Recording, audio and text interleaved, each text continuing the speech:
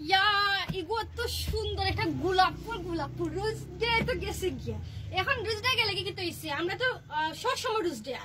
এখন আমি আপনাদের জন্য নিয়ে আসি হয়তো একটু লেট হয়ে গেছে সমস্যা না এই ড্রেসটা নিবা গিয়া এত সুন্দর আপনাদের জন্য নিয়ে আসলাম আপনাদের সিলেটি বইনি এত সুন্দর একটা জাকানাকা একটা গোলাপ ফুলে ভরা এত সুন্দর পিঙ্ক কালার মাঝে গলার খাসটাও দেখিলিমু আতর খাসটাও দেখিলিমু এত সুন্দর কালারও আছে চিন্তা করবা না ওয়াও এত সুন্দর একটা